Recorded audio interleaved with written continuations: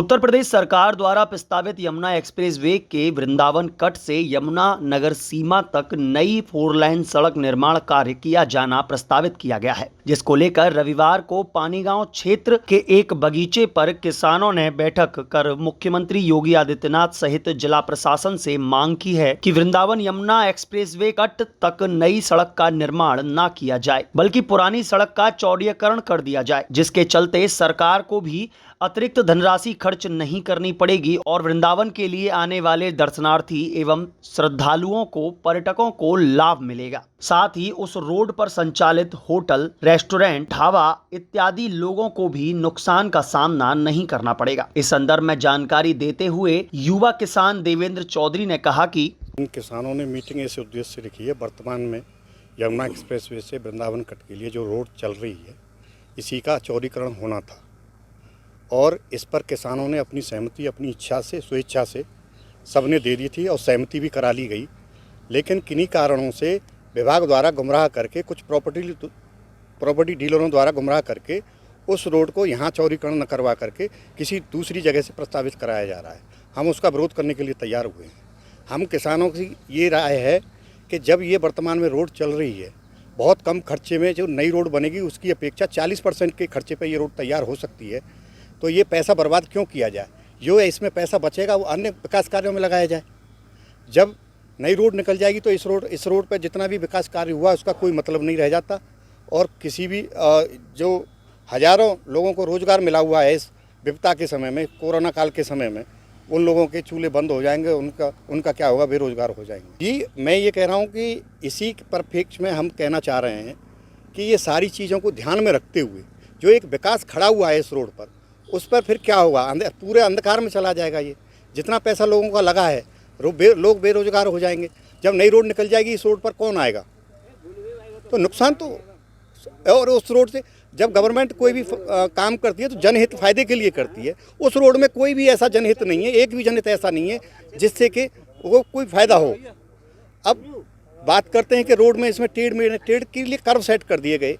अखबार में पहले भी निकला था कि यही पुरानी रोड एडजस्टमेंट होगी, यही मंजूर हुई थी, लेकिन किन्हीं कारणों से जो उसको अलग कर दिया गया है।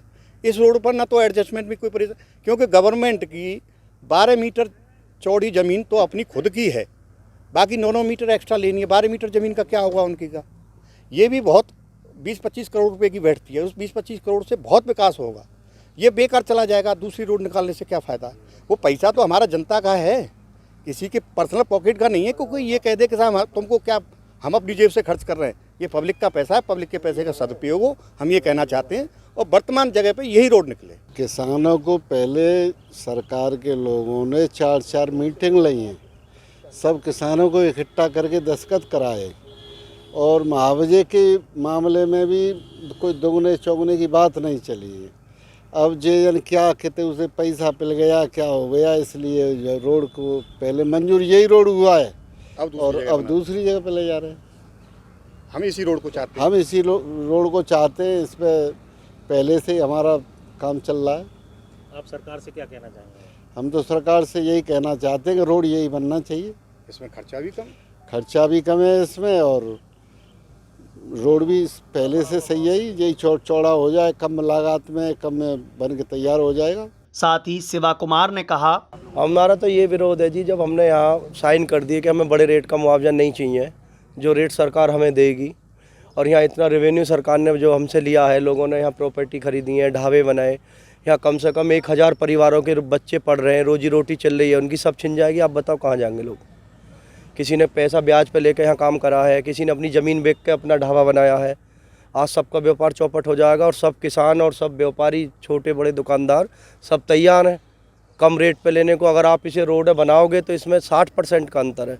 अगर उस रोड में 100 रुपये लगेंगे तो ये 40 रुपये में तैयार हो जाएगी रोड। इसकी साइड भरी हुई है, कुछ मिट्टी नहीं डालनी, कुछ नहीं करना, और सब किसान भाई तैयार है। हम तो यही रिक्वेस्ट करना चाहेंगे कि हमारे व्यापारियों की, छोटे दुकानदारों की, किसान भाइयों की रोजी रोटी बचे, हमारे बच्चे पढ़ रहे हैं, हमें पारिवारिक कोई कष्ट ना हो, हमें आर्थिक स्थिति से ना गुजरना पड़े। वैसे ही कोरोना काल चल रहा, आपको पता, 2 साल से खाली बैठे। तो यही रोड रहे, और जो भी सहयोग सरकार को चाहिए, हम सब हाथ उठा के तैयार हैं, हम सरकार के साथ हैं। हमें ना बड़े रेट का मुआवजा चाहिए, जो भी रेट सरकार देगी हम सब किसान भाई तैयार।